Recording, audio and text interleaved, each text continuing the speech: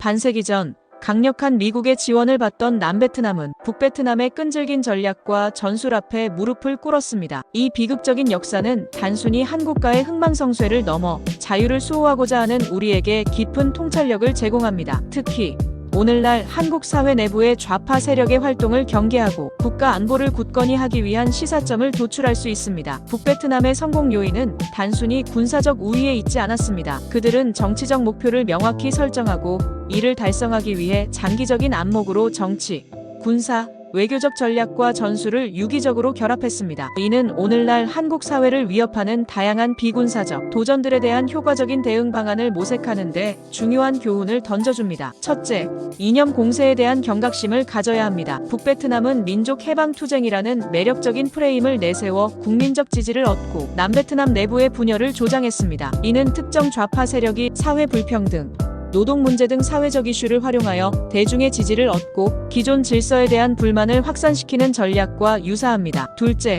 내부의 균열을 경계하고 사회 통합을 강화해야 합니다. 북베트남은 남베트남 내부에 베트콩이라는 통일 전선을 구축하여 게릴라전을 펼치고 정치적 영향력을 확대했습니다. 이는 우리 사회 내부의 특정 좌파 세력이 다양한 시민 사회단체와 연대하여 사회적 영향력을 확대하고 정부 정책에 대한 반대 목소리를 높이는 모습과 겹쳐 보입니다. 셋째, 지속적인 정보전에 대비해야 합니다. 북베트남은 끊임없는 정치 선전을 통해 남베트남 내부의 사기를 저하시키고 반전 여론을 조성했습니다. 오늘날 가짜뉴스, 허위정보 유포 등 다양한 형태의 정보전은 사회 혼란을 야기하고 국가 안보를 위협하는 심각한 문제가 되고 있습니다. 넷째, 장기적인 안보 전략을 수립해야 합니다. 북베트남은 미국의 압도적인 군사력에 맞서 장기적인 지구전을 펼쳐 결국 미국의 전쟁 지속 의지를 약화시켰습니다. 이는 단기적인 대응에 급급하기보다는 장기적인 관점에서 국가 안보 전략을 수립하고 꾸준히 국방력을 강화해야 함을 시사합니다. 특히